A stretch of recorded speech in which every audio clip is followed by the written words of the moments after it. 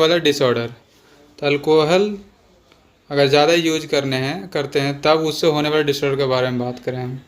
तो alcohol use disorder, तो excessive use करने से या अल्कोहल से होने वाले डिसऑर्डर कौन कौन है।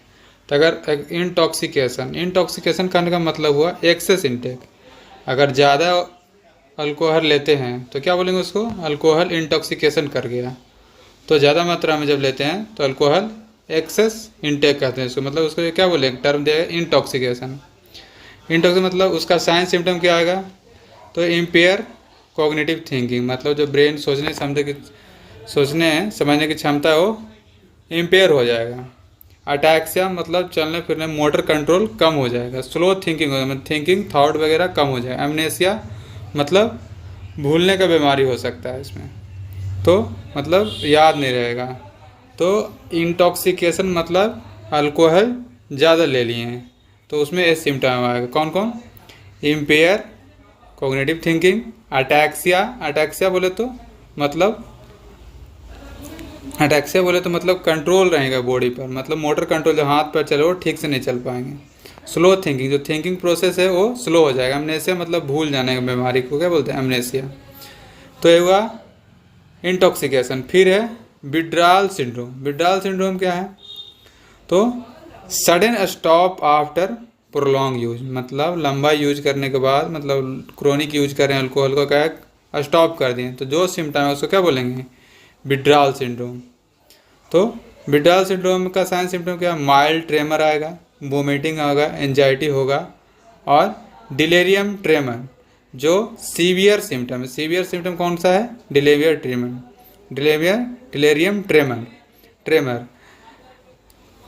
तो इसमें डिसओरिएंटेशन, ऑडिटरी हेलुसिनेशन और स्वेटिंग, ये तीनों सिम्टम किसका, डिलेरियम ट्रेमर का। डिसओरिएंटेशन मतलब पर्सन को अपना टाइम के बारे में पता नहीं है, पर्सन अपना नाम नहीं याद होता, टाइम प्लेस पर्सन, तो प्लेस में जगह के बारे में भी पता नहीं है, तो उसको क्या बोलेंगे, डिसओरिएंट। ऑडिटरी हेलुसिनेशन मतलब उसको आवाज़ सुनाई नहीं देता, स्वेटिंग हो रहा है एक्स्ट्रा, मतलब बॉडी में स्वेट जो निकल रहा है उसको स्वेटिंग बोल रहे हैं, तो ये सिम्टम है। तो फिर इसका ट्रीटमेंट क्या करेंगे, तो डिटॉक्सिफिकेशन का, इसको मतलब ट्रीटमेंट क्या बोलते हैं, detoxification, treatment of withdrawal and intoxication. तो ये दोनों को जो ट्रीटमेंट का प्रोसेस क्या बोलेंगे, डिटॉक्सिफिकेशन। तो ड्रग ऑफ चॉइस क्या है डिटॉक्सिफिकेशन का, बेंजोडाइजापाइन है जो इसका ड्रग ऑफ चॉइस है। इसका एग्जाम्पल कौन है, क्लोरोडाइजेपोक्साइड है जो बेंजोडाइजापाइन का एग्जाम्पल है। अगर ड्रग ज़्यादा ले लेते हैं, बात का मतलब ये अल्कोहल यूज करने के बाद ये वाला ज़्यादा ले लेते हैं, तब भी जो सिम्टम आता है अल्कोहल यूज कर रहे हैं उस तरह के सिम्टम एक्सेस करने के बाद, तब उसका एंटीडोट, बेंजोडाइजापाइन का एंटीडोट क्या है, फ्लूमाजेनिल। तो ये हुआ अल्कोहल यूज मतलब हुआ, तो इसमें इंटॉक्सिकेशन होगा। विड्रॉल इंटॉक्सिकेशन मतलब एक्सेस ले लिए तो विड्रॉल सडन स्टॉप करने के बाद जो सिम्टम आएगा, तो इसका होगा डिलेरियम ट्रेमन, जो सीवियर सिम्टम है। और इसको ट्रीटमेंट कैसे करेंगे, तो क्वेश्चन क्या आएगा, तो अल्कोहल डिटॉक्सिफिकेशन में कौन सा ड्रग यूज करते हैं, तो बेंजोडाइजापाइन। अगर बेंजोडाइजापाइन का एंटीडोट क्या है, तो फ्लूमाजेनिल। अल्कोहल विड्रॉल का सिम्टम क्या होता है, तो अल्कोहल विड्रॉल सिंड्रोम या बोलेंगे अल्कोहल विड्रॉल का सिम्टम, तो डिलेरियम ट्रेमन नॉर्मल मतलब सीवियर सिम्टम, ऐसे माइल्ड ट्रेमल वगैरह। तो ये हुआ complication of chronic alcohol use, मतलब क्रोनिक अल्कोहल मतलब लॉन्ग टर्म अल्कोहल अगर यूज करते हैं तब उससे क्या क्या कॉम्प्लिकेशन हो सकता है। तो कॉम्प्लिकेशन पहला है, तो जो इसका डी जो होता है उसको बोलते हैं अल्कोहल इंड्यूस अमनेस्टिक डिसऑर्डर, मतलब AIAD। तो complication of chronic alcohol use मतलब लंबे समय तक अगर अल्कोहल यूज करते हैं तब आपको ये डिसऑर्डर हो सकता है। इसमें एक डिसऑर्डर जो होता है AIAD, वो किसे कारण होता है, डिफिशियंसी की कमी होता है और जो अल्कोहल यूज करते हैं उसके वजह से डिसऑर्डर होता है, अल्कोहल इंड्यूस्ड अमनेस्टिक डिसऑर्डर। इस डिसऑर्डर को दो पार्ट में बांटा गया है, एक बोलते हैं बर्निक इंसेफेलोपैथी और दूसरा कोरेसकॉफ सिंड्रोम, इसको वर्निक सिंड्रोम भी बोलते हैं, इसको कोरेसकॉफ सिंड्रोम। तो वर्निक इंसेफेलो का मतलब हुआ, इसमें क्या साइन सिम्टम होता है, इसमें सिक्स्थ क्रेनियल नर्व डैमेज हो जाता है। तो सिक्स्थ क्रेनियल नर्व जो होता है एब्डूसन, वो डैमेज हो जाता है। तो उसके वजह से क्या होता है, पेरिफेरल, फिर पेरिफेरल न्यूराइटिस, मतलब आज जो दूर वाला जो पेरिफेरल पार्ट में जो न्यूरॉन रहता है उसमें इन्फ्लामेशन, मतलब उसमें डैमेज वगैरह हो सकता है। मेंटल कन्फ्यूजन वगैरह रहता है, मतलब जो ओरिएंटेशन वगैरह है वो उतना प्रॉपर नहीं रहता है। तो वर्निक इंसेफेलोपैथी में क्या सिम्टम आएगा, सिक्स्थ क्रेनियल नर्व डैमेज रहेगा, मेंटल कन्फ्यूजन आएगा और पेरिफेरल न्यूराइटिस देखने को मिलेगा। तो लॉन्ग टर्म अगर अल्कोहल यूज करते हैं तो उससे डिसऑर्डर होता है। डिसऑर्डर को दो पार्ट में बांटा गया है, एक वर्निक इंसेफेलोपैथी है, कोरेसकॉफ सिंड्रोम। कोरेसकॉफ सिंड्रोम में क्या होता है, इसका साइन सिम्टम क्या है, इम्पेयर्ड मेमोरी। मेमोरी क्या हो जाता है इसमें, इम्पेयर हो, मतलब भूलने की बीमारी वो बढ़ जाता है, और डिसोरिएंटेशन रहेगा, कन्फ्यूजन रहेगा। तो लॉन्ग टर्म यूज करते हैं, अगर क्रोनिक यूज कर रहे हैं अल्कोहल का, तब सिम्टम देखने को मिलेगा आपको क्या क्या, एक वर्निक इंसेफेलोपैथी और एक कोरेसकॉफ सिंड्रोम। किसके वजह से, थायमीन की कमी से। थायमीन कमी हो जाता है, थायमीन भी आप बॉडी में कमी हो जाएगा, अगर अल्कोहल यूज कर रहे हैं तो उसके वजह से नहीं, थायमीन की भी कमी रहेगा और लॉन्ग टर्म यूज कर, दोनों के मिलकर कौन सा बीमारी होता है, एक वर्निक इंसेफेलोपैथी और कोरेसकॉफ सिंड्रोम। हम लोग बात करेंगे treatment of alcohol dependence. Alcohol dependence कहने का मतलब अल्कोहल पे डिपेंडेंट है, मतलब अल्कोहल बिना वो मतलब रह नहीं पा रहा, उसका हर हाल में अल्कोहल चाहिए, तो उस पर डिपेंडेंट है। तो उसका ट्रीटमेंट कैसे करेंगे, तो ग्रुप थेरेपी देंगे। ग्रुप थेरेपी कहने का मतलब ज्वाइन करेंगे वॉलंटरी सेल्फ हेल्प ग्रुप, मतलब वो ग्रुप जो ऑलरेडी अल्कोहल से मतलब एडिक्टेड है या ठीक हो रहा है या ठीक हो चुका है, उस तरह के पर्सन से इसको मिलवाएंगे। उसको बोलते हैं अल्कोहलिक एनोनिमस ग्रुप। उस तरह ग्रुप से जो लोग ऑलरेडी अल्कोहल से एडिक्टेड है, डिपेंडेंस रह चुके हैं, तो उन लोग से मिलाएंगे और उसको क्या करेंगे, ग्रुप थेरेपी देंगे, जिससे पता चला कि इन लोग कैसे रिकवर हुए हैं।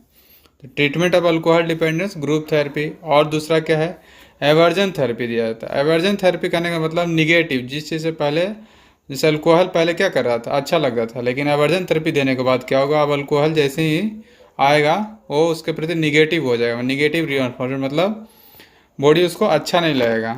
तो उस तरह से इसमें क्या है, pairing of pleasant stimulant with unpleasant response, मतलब जिस चीज़ से पहले स्टिमुलेंट प्लीजेंट आ रहा था, प्लीजेंट बोले तो अच्छा लग रहा था बहुत, वो अब अनप्लीजेंट रिस्पॉन्स देगा। मतलब अल्कोहल जैसे लीजिएगा तो क्या होगा, बॉडी में रिएक्शन हो जाएगा, वोमिटिंग हो सकता है, टेकिकार्डिया हो जाएगा इस तरह से, और स्टमक पेन वगैरह हो सकता है।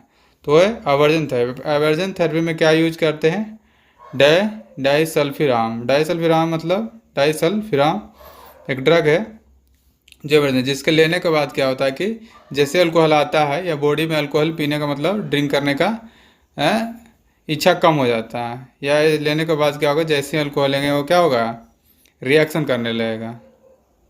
अब देखेंगे इसका मैकेनिज्म ऑफ एक्शन। ये डाइसल्फिराम है, ये कैसे काम करता है बॉडी पे। Mechanism of action of disulfiram, तो मैकेनिज्म ऑफ एक्शन कैसे काम करता है ये देखेंगे हम।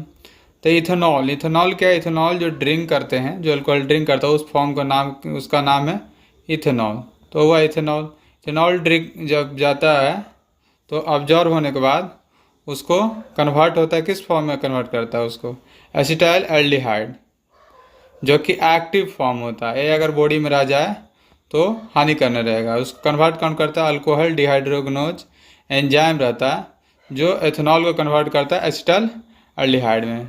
फिर क्या होता है, एसिटाइल एल्डिहाइड कन्वर्ट होता है एसीटेट में। एसीटेट को कौन इस फॉर्म से इस फॉर्म में कौन कन्वर्ट करता है, एल्डिहाइड डिहाइड्रोगेनेज।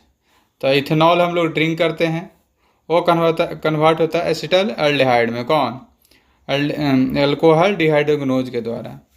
फिर एसिटाइल एल्डिहाइड कन्वर्ट होता है एसीटेट में, किसके द्वारा, एल्डिहाइड डिहाइड्रोगेनेज के द्वारा। तो ये नॉर्मल प्रोसेस है, एसीटेट फॉर्म बन जाता है। एसीटेट फॉर्म क्या है, ये मेटाबोलाइट फॉर्म है, फिर H2O2 में वाटर में और CO2 में बन के बॉडी से निकल जाता है। तो नॉर्मल फिनोमेना है जो बॉडी में होता है आफ्टर अल्कोहल ड्रिंकिंग के बाद। लेकिन जब हम डाइसल्फिराम लेते हैं ये ड्रग, तो होता है क्या, इथेनॉल जब लेते हैं तो ये एंजाइम रहता है बॉडी में, इसको कन्वर्ट करता है एसिटाइल एल्डिहाइड। और जो डाइसल्फिराम है डिहाइड जो अल्डिहाइड डिहाइड्रोगेनोज है, जो इसको क्या करता है, रोक देता है वो। तो ये रोकने के बाद क्या होता है कि यहाँ से यहाँ ये बन नहीं पाता, सिर्फ बॉडी में क्या रह जाता है, यहाँ पर एक्टिव फॉर्म है। और जैसे बॉडी में एक्टिव फॉर्म रहता है तो क्या होता है, बॉडी में नौजिया होने लगेगा, वोमिटिंग होगा, पल्पिटेशन होगा, ट्रेमर होगा, हेडेक आएगा। पल्पिटेशन करने का मतलब हुआ हार्ट बीट सुनाई देना बाहर से, मतलब बिना ऑस्कल्टेशन का, मतलब स्टेथोस्कोप को लगाना, उसको पल्पिटेशन कहते हैं। तो जैसे ही डाइसल्फिराम लेते हैं वो इस एंजाइम को इनहिबिट कर देता है, मेटाबोलाइट फॉर्म नहीं बनने के कारण ये एक्टिव फॉर्म रह जाता है। और एसिटाइलहाइड जो क्या करता है, बॉडी में नौजिया, वोमिटिंग और पल्पिटेशन और ट्रेमर और हेडेक वगैरह लाता है। तो disulfiram inhibit the aldehyde dehydrogenase action, जो ए वाला एक्शन है अल्डिहाइड डिहाइड्रोगेनोज, उसका एक्शन को रोक देता है। ये जब रुकता है तो क्या होता है कि ए बॉडी में क्या रह जाता है, फॉर्म ए वाला फॉर्म रह जाता है। तो ये फॉर्म है एसिटाइल एल्डिहाइड। एसिटाइल एल्डिहाइड क्या है, एक्टिव फॉर्म है। एक्टिव फॉर्म डाइट काउज क्या करेगा, नौजिया, वोमिटिंग और पल्पिटेशन बॉडी में होने लगेगा। और फिर इसमें प्रिकॉशन क्या है, patient must be abstain means मतलब अब्सटेन रहना, नहीं लेना है कुछ, फ्रॉम द अल्कोहल। अब मतलब अल्कोहल से अब्सटेन करना for at least 12 hour before the initial dose. जब पहला डोज लेंगे, जब पहला डोज बॉडी में लिया जाएगा इनिशियल डोज, उसके पहले 12 आवर तक 12 आवर पहले, पहला डोज के 12 आवर से पहले तक क्या करना है, कोई ड्रग नहीं लेना है। और 14 days after the last dose, मतलब जो लास्ट डोज लिया उसके 14 डेज मतलब 2 वीक तक अल्कोहल ड्रिंक नहीं करना, अल्कोहल से रिलेटेड प्रोडक्ट भी ड्रिंक नहीं करना। तो ये कहने का मतलब हुआ, अगर डाइसल्फिराम कोई ले रहा है तो उसके पहले 12 घंटा पहले तक अल्कोहल नहीं लेना होना चाहिए। अगर ले और रहता उसके पहले देते तो क्या होगा, बॉडी में रिएक्शन होगा है, और ये सब सिम्टम होता है, डेथ मतलब भी हो सकता है और सीवियर सिम्टम होने पर। और ड्रग लेने के 14 दिन बाद तक भी अल्कोहल नहीं लेना, सिर्फ अल्कोहल में अल्कोहल रिलेटेड प्रोडक्ट भी नहीं लेना, जैसे वाइन वगैरह या चीज़ वगैरह हो हुआ।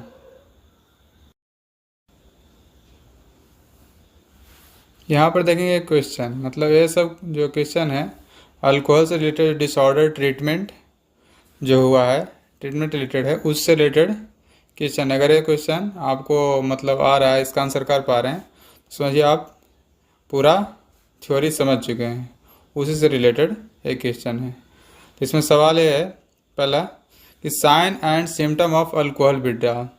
तो अल्कोहल विड्रॉल का साइन सिम्टम क्या था, तो ट्रेमर वगैरह था, वोमिटिंग था और नौजिया वोमिटिंग, जो अल्कोहल विड्रॉल का। सीवियर सिम्टम क्या था, डिलेरियम ट्रेमर, डिसोरिएंटेशन वगैरह जो हो जाता है इसमें, वो था जो सबसे सीवियर सिम्टम था इसमें। तो सीवियर सिम्टम इसमें क्या था, डिलेरियम ट्रेमर। तो साइंस अल्कोहल विड्रॉल का डिलेरियम ट्रेमर था। फिर इसमें ड्रग कौन सा यूज करते हैं, मतलब है अगर सीवियर सिम्टम और इंटॉक्सिकेशन हो रहा है, डिटॉक्सिफिकेशन के लिए कौन सा ड्रग यूज करते थे, तो डिटॉक्सिफिकेशन के लिए हम लोग ड्रग करते थे बेंजोडाइजापाइन। इसमें क्या था, क्लोरेडाइजापॉक्साइड जो ड्रग था वो यूज करते थे, किससे, डिटॉक्सिफिकेशन के लिए, मतलब अल्कोहल विड्रॉल से बचने के लिए। अगर ये ड्रग क्लोरेडाइजापॉक्साइड अगर ये ज़्यादा हो जाता तो इसका एंटीडोट यूज करते थे कौन, फ्लूमाजेनिल यूज किया जाता था। किसका ड्रग था वो, क्लोरेडाइजापॉक्साइड का। फिर तो complication, chronic alcohol use, long term use करने से क्या क्या कॉम्प्लिकेशन हो रहा था, तो 2 कॉम्प्लिकेशन मेनली देखने को मिल रहा था जो क्रोनिक यूज से था, बर्निक इंसेफेलोपैथी और कोरोस्कॉफ सिंड्रोम। दोनों क्या था, एक डिसोरिएंटर मतलब प्रॉब्लम देखने को मिलता था। वर्निंग से मतलब ब्रेन से प्रॉब्लम था, कन्फ्यूजन वगैरह होता था। और कोर्सोपियर में क्या था, मेनली इसमें मेमोरी रिलेटेड बीमारी था। मैंने मेमोरी मतलब याददाश्त कमज़ोर हो जाता है, मतलब डिलीट हो जाता है, एक तरह से कह सकते हैं। फिर बर्निंग से मतलब इसमें पेरिफेरल नर्व जो था न्यूराइटिस हो जाता है, वो प्रॉब्लम है। डिस्टेंस वगैरह जो पेरिफेरल पार्ट में नर्व है वो इन्फ्लामेशन हो तो डैमेज हो जाता है, जिसकी वजह से मोटर वगैरह में टैक्सिया वगैरह दिखने लगता था। तो हम लोग इसमें कॉम्प्लिकेशन में दो वर्निक इंसेफेलोपैथी, जिन पेरिफेरल न्यूराइटिस और डिसोरिएंटेशन वगैरह कन्फ्यूजन वगैरह देखने को मिलता था। और कोर्सोकॉप सिंड्रोम में मेमोरी रिलेटेड डिसऑर्डर था। तो ये दोनों किस क्रोनिक यूज है। इसमें कौन सा विटामिन मेनली डिफिशियंसी होता था, तो थायमीन विटामिन के कमी से जो B1 था उसके वजह से देखने को मिलता है। फिर जो भी मतलब अल्कोहल लॉन्ग टर्म यूज करते हैं उसमें विटामिन की डिफिशियंसी देखा जाता है। फिर इसे ट्रीटमेंट के लिए एवर्जन थेरेपी चलाया जाता है। एवर्जन थेरेपी किसको बोलते हैं, तो एवर्जन थेरेपी कहने का मतलब जो स्टिमुलेंट पहले प्लीजेंट था, मतलब जो अच्छा लगता था और अब अच्छा नहीं लगता, वो अनप्लीजेंट हो जाता है, तब उसको क्या बोलते हैं, तब उसको एवर्जन थेरेपी में यूज करते हैं। मतलब जो चीज़ पहले बहुत अच्छा लग रहा था वो अब अच्छा नहीं लग रहा है, मतलब वो अनप्लीजेंट हो गया अब, तब उसको जो पहले प्लीजेंट था अब अनप्लीजेंट हो गया, तो उसको बोलेंगे एवर्जन थेरेपी यूज किया था। तो एवर्जन थेरेपी में कौन सा यूज करें, ड्रग, तो ड्रग यूज करते थे हम लोग डाइसल्फिराम। तो इस ड्रग से क्या होता था कि अब ड्रग लेने पे मतलब अल्कोहल लेने पर वो रिएक्शन वगैरह होने लगता है, मतलब बॉडी में नोजा वोमिटिंग वगैरह और पल्पिटेशन वगैरह होने लगता है। तो मैकेनिज्म ऑफ एक्शन कैसे कैसे काम करता था, तो हम लोग नॉर्मल अल्कोहल मतलब इथेनॉल लेते थे और वो फिर एसिटल एल्डिहाइड में बदल जाता था, और फिर एसिटल स्टेट फॉर्म में ये क्या है ऑब्जर्वेशन फॉर्म, यहाँ पर एल्डिहाइड डिहाइड्रोगेनोज रहता है जो क्या करता था इसको कन्वर्ट करता, लेकिन डाइसल्फाइड फॉर्म क्या है इसको रोक देता है। इसको रोकने से बॉडी में एक्टिव फॉर्म रह जाता था जिससे नॉर्जर वोमिटिंग और पल्पिटेशन वगैरह होता था। तो ये मैकेनिज्म ऑफ एक्शन किसका, डाइसल्फिराम का। तो ये एवर्जन थेरेपी में यूज करते हैं। तो इसमें अंतर में है, अगर अल्कोहल विड्राल पूछे तब ड्रग हम कौन सा यूज करेंगे, बेंजोडाइजापाइन क्लास का ड्रग है क्लोरोडाइजापोक्साइड, तब यूज किया जाएगा कौन, डिटॉक्सिफिकेशन या अल्कोहल विड्राल के। लेकिन एवर्जन थेरेपी में कौन सा यूज किया जाता है, तब हम लोग जवाब देंगे डाइसल्फिराम, या तो डाइसल्फिराम या ग्रुप थेरेपी भी इसका आंसर हो सकता है थेरेपी में पूछता तो। और अगर पूछता है कि ओवर मतलब इंटॉक्सिकेशन हो गया या विड्राल सिम्टम आ रहा है, तब ये बेंजोडाइजापाइन का क्लोरोडक्साबाइड, इसका एंटीडोट क्या है फ्लूमाजेनिल। तो ये सब क्वेश्चन अगर आपको आ रहा है तो समझिए, सब समझिए क्लियर है।